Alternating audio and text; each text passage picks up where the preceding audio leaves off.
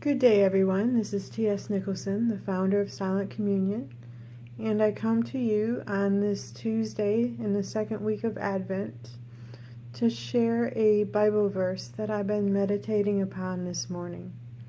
It's one of my favorite verses, Psalms 104, and to me it really illustrates the joy and the happiness of how the Lord created the earth and the creatures.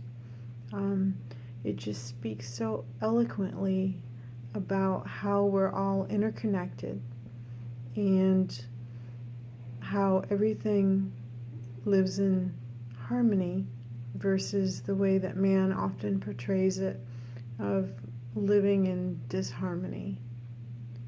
So let us begin. Psalm 104. Bless the Lord, my soul. Lord my God, you are great indeed. You are clothed with majesty and splendor, robed in the light as with a cloak. You spread out the heavens like a tent, setting the beams of your chambers upon the waters. You make the clouds your chariot, traveling on the wings of the wind. You make the winds your messengers, flaming fire your ministers. You fix the earth on its foundation, so it can never be shaken. The deeps cover it like a garment. Above the mountains stood the waters. At your rebuke they took flight. At the sound of your thunder they fled. They rushed up the mountains, down the valleys, to the place you had fixed for them. You set limits they cannot pass. Never again will they cover the earth. You make springs flow in wadies that wind among the mountains. And I'll stop there at verse 10 and add that I've looked at several other versions, and a lot of them say flow among the mountains. I think maybe it should be wind among the mountains here, and maybe it's just an error that was missed, but I will say it as it is written. You made springs flow in wadies that wind among the mountains. They give drink to every beast of the field. Here wild asses quench their thirst. Beside them the birds of heaven nest. Among the branches they sing. You water the mountains from your chambers. From the fruit of your labor the earth abounds. You make the grass grow for the cattle, and plants for people's work, to bring forth food from the earth, wine to gladden their hearts, oil to make their faces shine, and bread to sustain the human heart. The trees of the Lord drink their fill, the cedars of Lebanon, which you planted. There the birds build their nests, the storks and the junipers is home. The high mountains are for wild goats, the rocky cliffs a refuge for badgers. You made the moon to mark the seasons, the sun that knows the hour of its setting.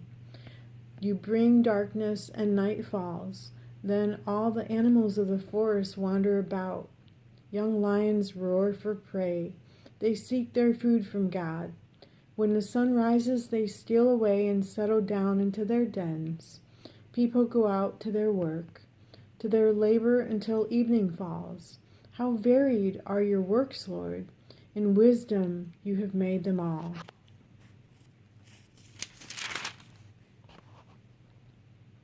The earth is full of your creatures.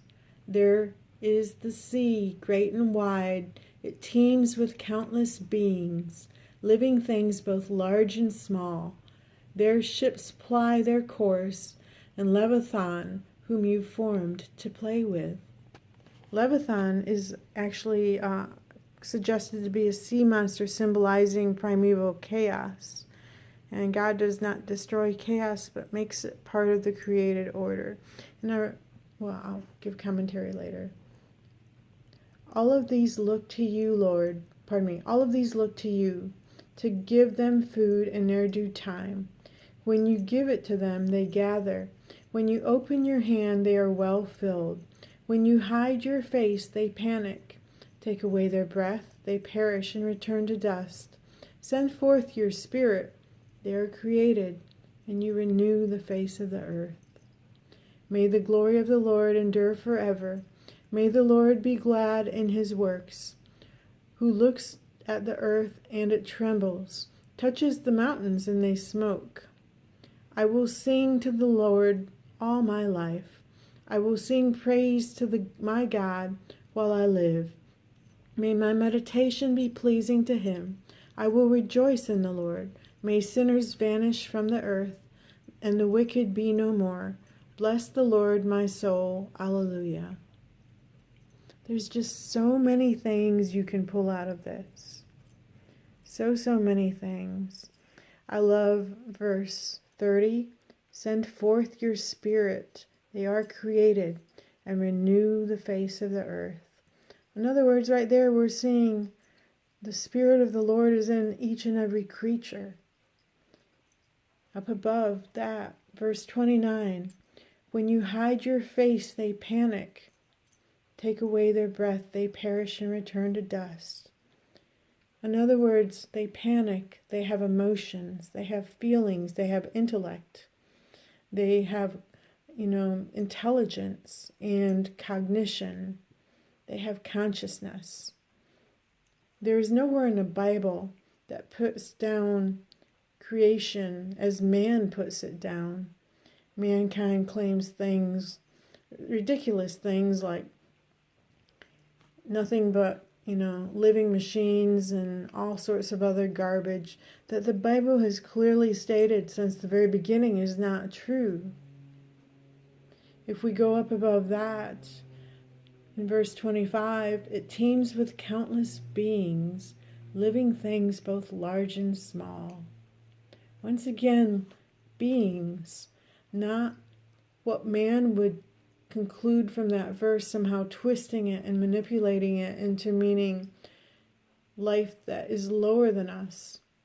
It says, countless beings, living things both large and small. The earth is full of your creatures.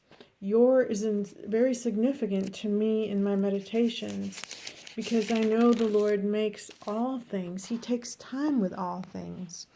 And he does not create anything that is inferior or imperfect. If the Lord has made it, it is whole and complete. It has the ability to commune with him. It has the ability to love and be compassionate and have intellect, even if it doesn't have a brain in the same sense that we understand a brain to function. If you look at things like octopuses and other life, and it is very, very intelligent, but they lack what humans consider to be a brain. I mean, there's so much we don't know.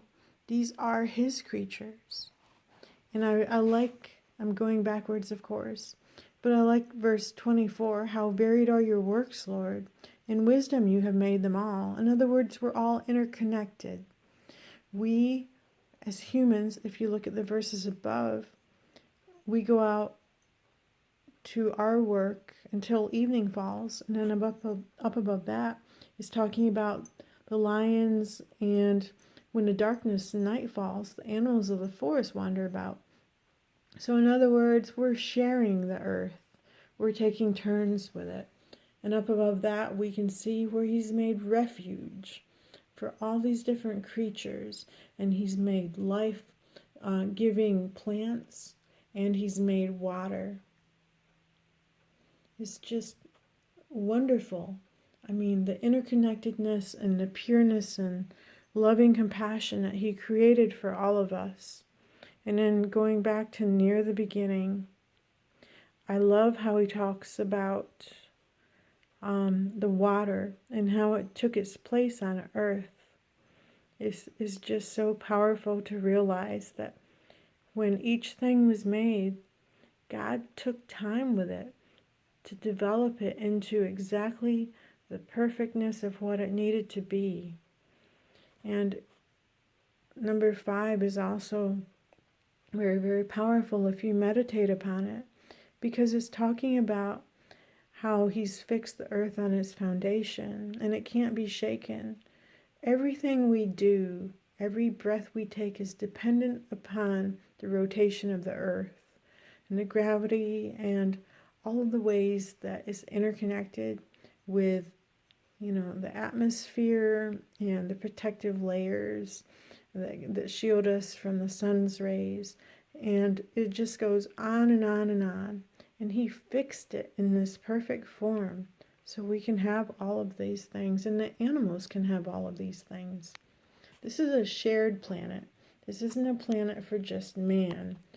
And creatures are not inferior to man. Nowhere in the Lord's word does it ever say that.